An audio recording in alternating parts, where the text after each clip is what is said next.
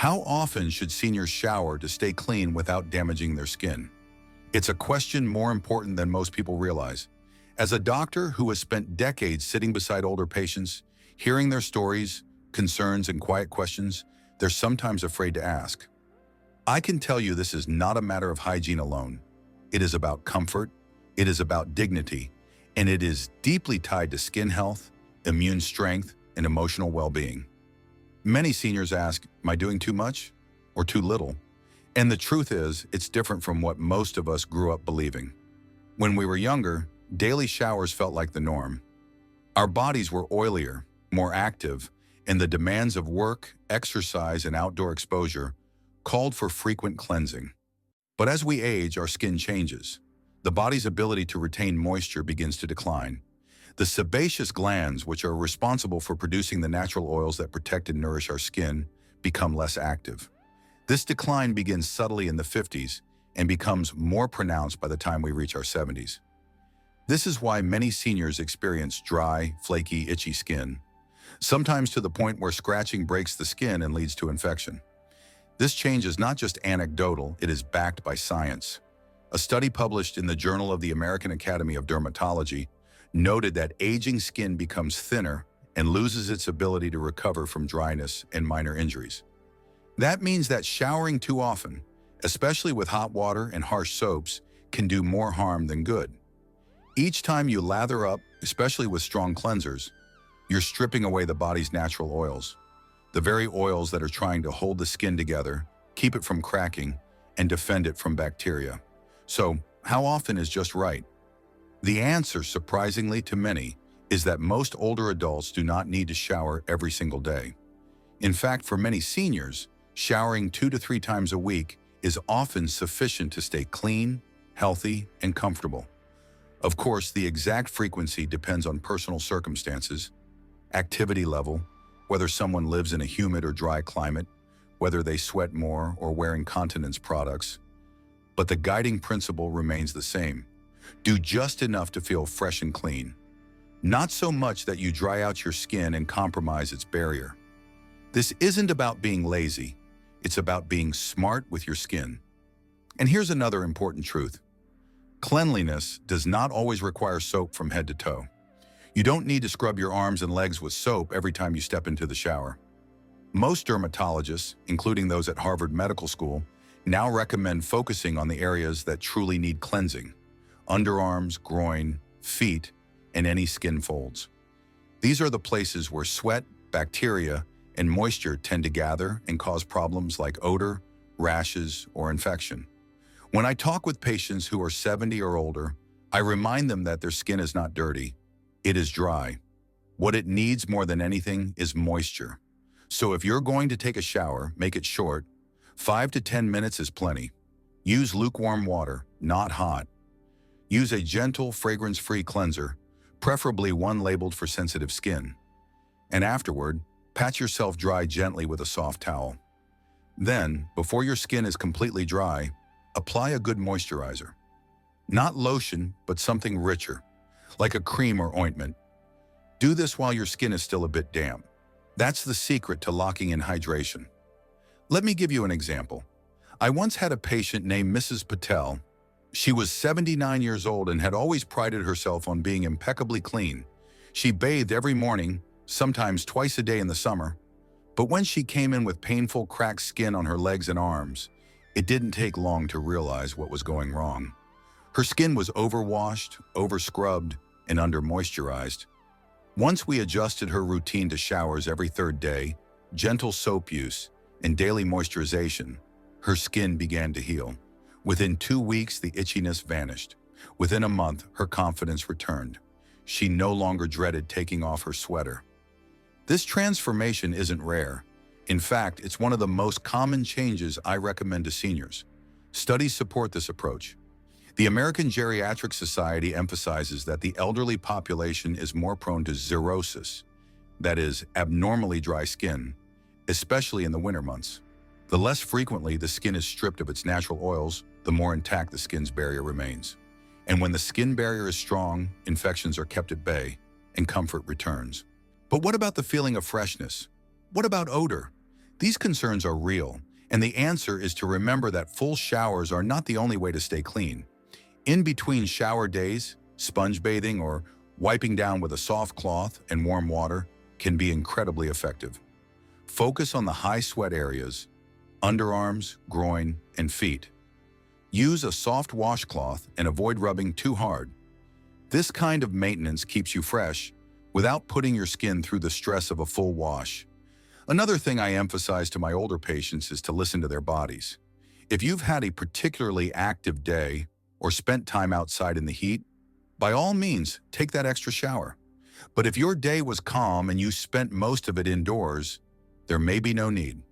The goal is not to follow a rigid schedule. The goal is to support your skin and your health in a sustainable way. Let's talk about one more issue that comes up often.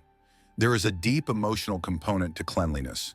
For many older adults, bathing is tied to feelings of self-respect and independence.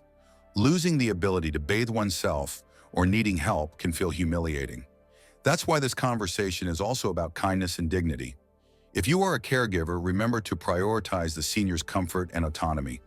Offer choices, make the bathing experience as pleasant and relaxing as possible. Warm towels, gentle words, a respectful tone.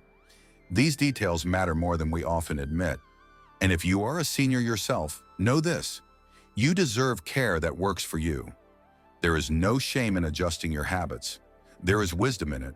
Your skin is doing its best to protect you. Give it what it needs: hydration, gentle care, and a little less soap. In the end, health is never about extremes. It is about balance. And the right balance for seniors is usually 2 or 3 showers a week. Keep the skin moisturized, so avoid harsh products. Pay attention to your body's needs. And do not underestimate the healing power of simply feeling comfortable in your own skin.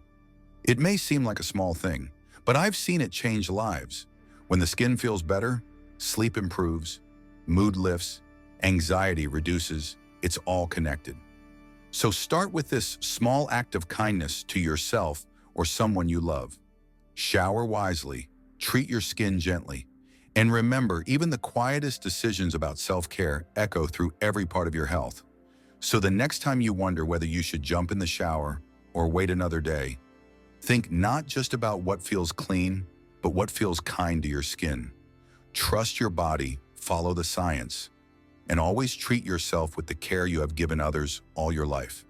Because you have earned that grace, you have earned that gentleness, and your body in all its wisdom will thank you for it. What is the link between skin care and mental health in older adults? What is the link between skin care and mental health in older adults? It may seem like an unusual question at first, but the connection is more powerful than most people realize. As someone who has spent decades listening to older patients in clinic rooms, in hospital beds, and in the quiet of their own homes, I can tell you this truth. How we feel in our skin can deeply influence how we feel in our minds. For older adults, skincare is not just about creams and soaps. It is about confidence. It is about dignity. It is about the emotional relief that comes from feeling well cared for, and the sense of peace that comes when our body no longer itches, flakes, or burns. Aging changes our skin in ways that are both visible and invisible. Over time, the skin becomes thinner, less elastic, and slower to repair. The production of natural oils decreases, collagen levels fall. What this means in practical terms is that dry skin, irritation, rashes, and wounds become more common. These physical symptoms may seem small to someone on the outside, but to the person experiencing them every day, they can become a constant source of discomfort, frustration, and emotional distress. A study published in the Journal of Clinical Psychiatry found that chronic skin problems such as eczema, psoriasis, and even persistent dryness were strongly linked to symptoms of depression and anxiety, especially in older populations. The researchers concluded that the mind and the skin speak a common language. When the skin suffers, the mind often follows. I remember one patient, Mr. Das, who was 76 and had been dealing with persistent dry patches on his hands and legs. At first glance, it looked like a mild condition, but as he spoke, it became clear how much it had affected his life.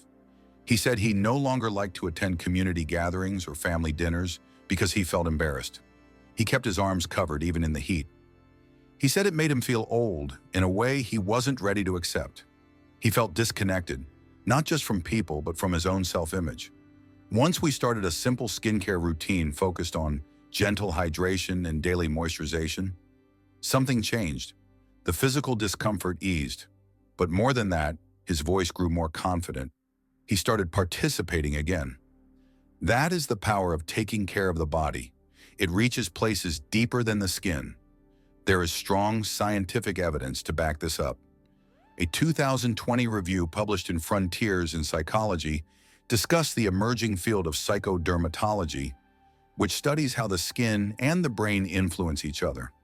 The skin and the nervous system both arise from the same embryonic tissue, which is why they remain so closely linked throughout life. Stress, anxiety, and depression can cause flare-ups in skin conditions, and painful or visible skin issues can worsen emotional distress. It is a two-way path. Older adults are especially vulnerable to this cycle, as they often face isolation, reduced mobility, and health concerns that already strain mental health. When the skin begins to feel uncomfortable or look unhealthy, it can be the final weight that tips the balance toward withdrawal or sadness. But there is good news. Simple, consistent skincare can become a form of therapy. It is not about vanity, it is about control. When so many aspects of health begin to feel unpredictable, being able to soothe and protect your own skin offers a small but meaningful act of self-care. And this act is not just physical, it is emotional. A study conducted in 2018 by researchers in Japan found that elderly individuals who engaged in daily moisturizing experienced significant improvements in mood and self-esteem. They felt more connected to their bodies. They felt more at peace. And these changes were not subtle. They were statistically significant. Something as basic as applying moisturizer daily became a powerful step toward emotional well-being. Touch also plays a role. For many older adults, especially those living alone, physical touch becomes rare. A gentle skincare routine brings a kind of contact back into daily life. Whether done by oneself or with the help of a caregiver, it creates a moment of attention, of presence, of kindness. This matters.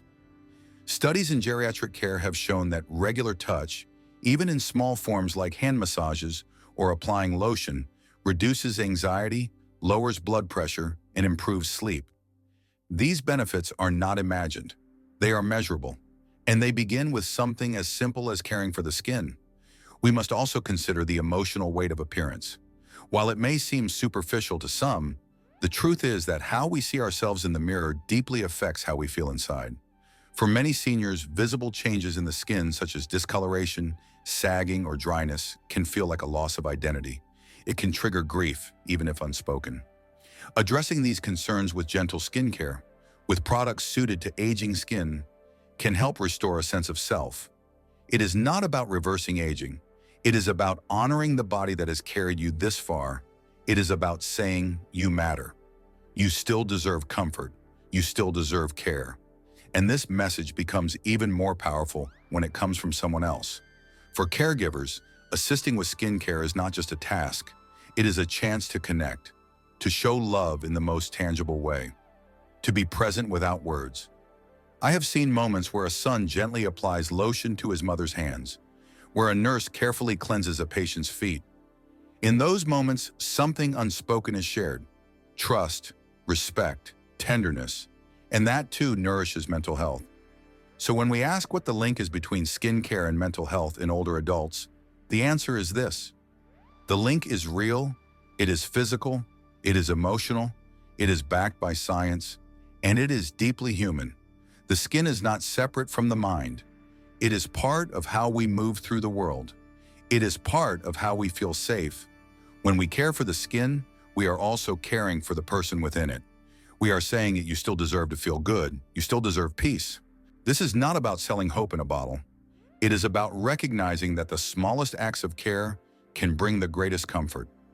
So to every older adult listening and to every caregiver who shares this journey, remember this. A simple skincare routine is not just about dryness or wrinkles. It is a path to emotional strength. It is a way of restoring balance. And it is never too late to begin.